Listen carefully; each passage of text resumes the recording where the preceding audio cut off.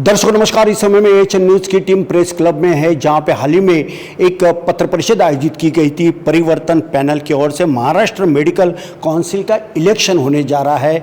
अब ये जो इलेक्शन होगा वो किस प्रकार का होगा और डॉक्टरों को किन बातों की दिक्कत आ रही है, क्या महाराष्ट्र के अलावा और भी कुछ डॉक्टर इसमें सम्मिलित है क्या, और ये जो परिवर्तन पैनल ये अपने आप में कितना अच्छा पैनल है, ये तमाम बातें जानना चाहते हैं। इस समय हमारे साथ में तमाम डॉक्टर की टीम यहाँ पर मौजूद है। डॉक्टर मंदार सानी जी भी जुड़ चुके हैं। मंदार सर, क्या कहना चाहेंगे इस इलेक्शन को लेकर? जी नमस्ते सभी को, और सभी को शुभकामनाएं परिवर्तन पैनल से। परिवर्तन पैनल खड़ा है महाराष्ट्र मेडिकल काउंसिल के इलेक्शंस के लिए। महाराष्ट्र मेडिकल काउंसिल के इलेक्शंस में 9 ऐसे सीट्स है जो इलेक्शन पद्धति से भरी जाती है, और परिवर्तन पैनल में 9 ऐसे हमारे प्रत्याशी है जो पूरे महाराष्ट्र भर से इसमें सहभागी हो रहे हैं, जिसमें 2 मुंबई से, तो 2 पुणे से, 2 नागपुर से, 1 जालना से, 1 मीरठ से और 1 अहिल्यानगर से इसमें सहभागी हुए हैं। इसमें हमारे मेडिकल कॉलेज के फैकल्टी, लीडिंग प्रैक्टिशनर्स, समाज सेवक, एक मातृशक्ति से रिप्रेजेंटेशन, इस प्रकार एक पूरा समन्वय रखते हुए ये हमारा परिवर्तन पैनल इसमें खड़ा है। और परिवर्तन नाम में ही सारी चीज़ें हैं। परिवर्तन सिर्फ बदलाव नहीं है, परिवर्तन बदलाव, एक सकारात्मक बदलाव और सकारात्मक गति से बदलाव, इस प्रकार से परिवर्तन पैनल महाराष्ट्र मेडिकल काउंसिल में काम करने वाला है। बिल्कुल बिल्कुल। डॉक्टर स्वामी मंत्री जी भी इस समय हमारे साथ में जुड़ चुके हैं। आइए उनसे भी जानना चाहेंगे। सर, डॉक्टर्स लोगों को जो सोशल सिक्योरिटी है वो किस प्रकार से मिल सकती है?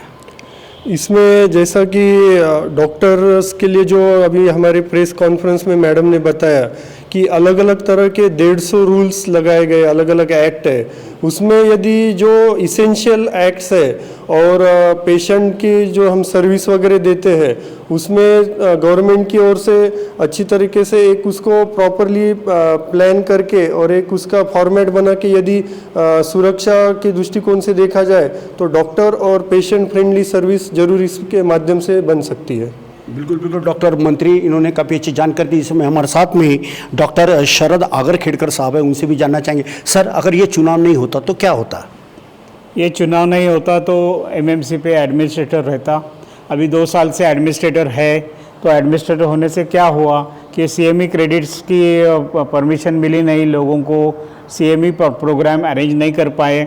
दूसरी चीज़ ये है कि निगलिजेंस के केसेस 1365 पड़े हुए हैं, उनका निपटारा नहीं हुआ है। और जिस डॉक्टर पे ये निगलिजेंस की केस लगती है उसकी हालत इतनी बुरी होती है कि आए दिन उसको टेंशन रहता है कि पुलिस आके मुझे कब भी अरेस्ट कर सकते हैं। तो ये चीज़ बहुत महत्वपूर्ण है। बिल्कुल बिल्कुल। डॉक्टर अजीत तंबोलकर साहब भी हमारे साथ में जुड़ चुके हैं, उनसे भी जानना चाहेंगे। सर, इस चुनाव में कौन व्यक्ति हिस्सा ले सकता है? क्या बीएमएस, बीएचएमएस या डॉक्टर की जितनी भी जो संस्थान हैं उनमें से कौन से डॉक्टर इसमें ले सकते हैं, और ये डॉक्टर के लोगों ने चुनाव क्यों करना चाहिए, मतलब मतदान कितना जरूरी है? इसमें रजिस्टर्ड मेडिकल डॉक्टर्स यानी कि एमबीबीएस और एलोपैथिक डॉक्टर्स को बताया गया है कि वोट कर सकते हैं। ये महत्व है क्योंकि जिस तरह से महाराष्ट्र मेडिकल काउंसिल एक बहुत ही बड़ी बॉडी है जो हर किस्म के न्याय और एजुकेशन लेवल मेंटेन करती है, तो बहुत लोगों ने बाहर आके अपना कीमती समय निकाल के वोट करना ही चाहिए, ताकि एक ऐसी पैनल उधार आ जाए जो डॉक्टर के लिए हो, डॉक्टर के साथ हो, और डॉक्टर के बाद भी जितने भी प्रॉब्लम आते हैं वो सॉल्व करने में मदद करे। जैसे कि रजिस्ट्रेशंस, रिन्यूअल सिस्टम्स। अगर कोई डॉक्टर बाहर के राज्य से एक राज्य में आता है, उसको अगर रजिस्ट्रेशन मिलने को टाइम लगता है तो वो मेडिकल कॉलेज में काम नहीं कर सकते। ये सब गैप हम कम करना चाहते हैं, और जो भी एडिशनल डिग्रीज है उसको भी मान्यता मिलनी चाहिए महाराष्ट्र मेडिकल काउंसिल में, जैसे कि पीएचडीज, फेलोशिप प्रोग्राम्स जो भी चलते हैं, जिससे अपना मेडिकल एजुकेशन और मेडिकल केयर और हो जाएगा, टॉप क्लास सिस्टम हो जाएगा, और India would be one of the best training giving and best education systems in the world. तो आपके डॉक्टर तंबोलकर साहब, अब हम रुक करना चाहेंगे ऑर्थो के तज्ञ डॉक्टर धीरज गुप्ता जी भी हमारे साथ में जुड़ चुके हैं, उनसे भी जानना चाहेंगे। सर, ये बताएं कि रिफॉर्म, परफॉर्म और ट्रांसफॉर्मेशन कैसे ला सकते हैं? रिफॉर्म मतलब जैसा मेरे मित्र स्वप्निल मंत्री जी ने बताया, अभी जो बॉडी है उसको कुछ भी बहुत ज़्यादा अधिकार नहीं है, एक सिंगल एडमिनिस्ट्रेटर है, काउंसिल अभी बैठी हुई नहीं है। रिफॉर्म का मतलब है परिवर्तन लाना, नए लोगों को, अच्छे लोगों को जो राष्ट्र सेवा, समाज सेवा के विचार से वहाँ जाके काम करना चाहते हैं, वो हुआ रिफॉर्म। फिर है परफॉर्म, मतलब हम लोगों ने जो इस प्रेरणा से काम करते हैं, समाज और राष्ट्र की सेवा से जुड़े हुए जो लोग हैं, वो जाके जब काम करेंगे तो वो सुधार के काम करेंगे, अच्छे काम करेंगे। वो ऐसे काम नहीं करेंगे जिससे कि महाराष्ट्र मेडिकल काउंसिल की जो गरिमा है उसको ठेस पहुंचे। तो इसको कहते हैं रिफॉर्म, परफॉर्म, और इस तरह से पूरी की पूरी मेडिकल फ्रेटर्निटी ट्रांसफॉर्म हो जाएगी, क्योंकि जब गवर्निंग बॉडी अच्छी होगी तो डॉक्टर्स और आने वाले जो डॉक्टर्स की जनरेशन है वो पूरी तरह से एक पॉजिटिव ट्रांसफॉर्मेशन के साथ बन के निकलेगी। धन्यवाद। बिल्कुल बिल्कुल। इस समय में हमारे साथ में माहिम से जुड़ी हुई गायनेकोलॉजिस्ट डॉक्टर संगीता पिकली जी भी है हमारे साथ में। मैडम, मुझे तो सवाल बहुत ढेर सारे मेरे मन में चल रहा है, लेकिन एक ही सवाल पूछता है कि पेशेंट का समाधान कैसे हो सकता है और कितने पेंडेंसी केसेस है? जो पेंडेंसी केसेस के बारे में तो डॉक्टर अगरखेड़कर ने बताया है, लेकिन मेन पेशेंट्स के आपने कहा सुविधा कैसे हो सकती है। मैंने जो पहले भी कहा है कि अगर आप डॉक्टर को, एक माँ सुदृढ़ हो तो बच्चा सही होता है, बिल्कुल वैसे अगर जो आरोग्य सेवा दे रहा है डॉक्टर, अगर वो सेफ, सुरक्षित और कॉन्फिडेंट रहे, बिना दहशत के, बिना किसी दबाव में काम कर सके, तो वो पेशेंट को बहुत ज़्यादा सुरक्षा और आरोग्य दे सकता है, कॉन्फिडेंस भी बिल्ड कर सकता है। अगर उसके ऊपर टांगती हुई तलवारें हो, जैसे कानून हो, या आजकल जैसे वायलेंस होती है, डॉक्टर को मारा जाता है, फिल्मों में भी बताया जाता है कि बस डॉक्टर उसका जिंदा करो वगैरह, ऐसे सीन बता के लोगों को उकसाया जाता है। अगर ऐसी रियल जिंदगी हो गई तो डॉक्टर काम नहीं कर पाएगा। अगर हम किसी को भी, अगर आप पत्रकार को मैंने दहशत में रखा तो आप अपना काम नहीं कर पाएंगे, बिल्कुल वैसे डॉक्टर को दहशत में रख के काम नहीं होगा। इसलिए पेशेंट केयर गिवर को सबसे ज़्यादा अहमियत देंगे तो हमारी हेल्थ सुविधा सुधर जाएगी। बिल्कुल बिल्कुल, हेल्थ सुविधा सुधर जाएंगी, ऐसा इनका मानना है। सर, एमएमसी के द्वारा जो इलेक्शन जो लिया जा रहा है, उस इलेक्शन में क्या लगता है आपको? क्योंकि 1,90,000 के आसपास संख्या बताई गई, लेकिन ये भी बताया गया प्रेस कॉन्फ्रेंस में कि 30,000 लोग तो मतदान करते ही नहीं। कैसे देखते हो इसे? देखिए, ये बहुत गंभीर प्रश्न हम सभी के बीच में है और इसको लेके सरकार भी सजग है, हम सभी सजग है कि डॉक्टर्स को जो वोटिंग उनका परसेंटेज कम हुआ है उसको बढ़ाने के लिए हमने लोकसभा में भी देखा और बाकी अन्य इलेक्शन में भी देखते हैं कि एक नकारात्मक सोच उनके मन में है। लेकिन इस बार जो परिवर्तन पैनल हमने लाया है उसमें एक सकारात्मक जो इस चुनाव को लेके जगी हुई है। एक देश एक इलेक्शन, वैसे एक देश एक रजिस्ट्रेशन नंबर भी होना चाहिए। सभी काउंसिल अलग अलग स्टेट के मिलके अगर ये काम करे तो ये बहुत सहजता से संभव हो सकता है।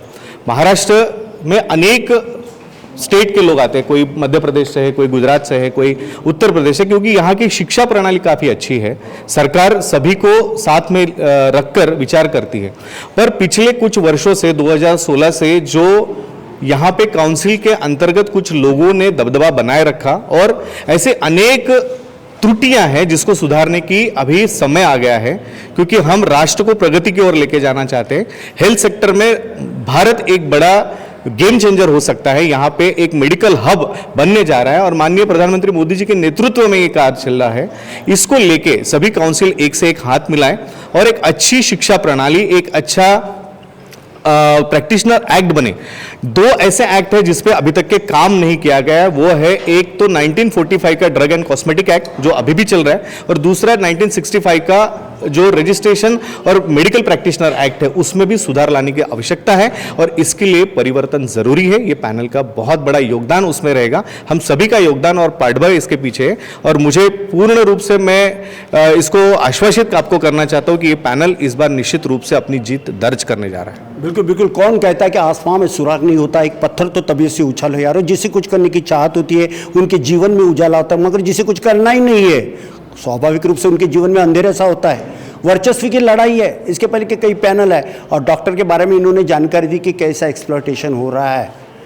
इससे निजात पाने के लिए एमएमसी इलेक्शन का शानदार आयोजन 3 तारीख को किया गया है और संबंध महाराष्ट्र में ये होने जा रहा है और सिविल हॉस्पिटल में खासतौर पे होने जा रहा है।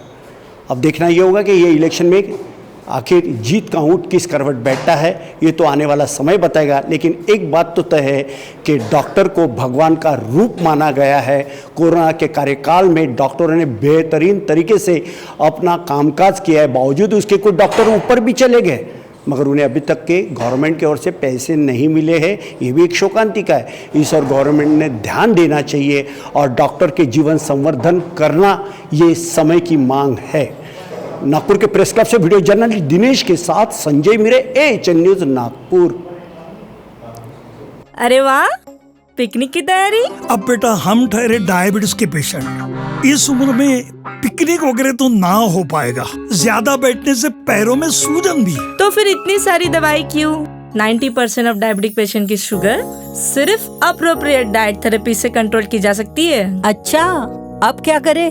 पूरे इंडिया में अप्रोप्रिएट डाइट थेरेपी के 50+ सेंटर्स है। तो आज ही अपनी अपॉइंटमेंट बुक कराएं और डायबिटीज के सोल्यूशन पाएं। आज ही अपने कंफर्मेटरी टेस्ट कराएं सिर्फ एप्रोप्रिएट डाइट थेरेपी से।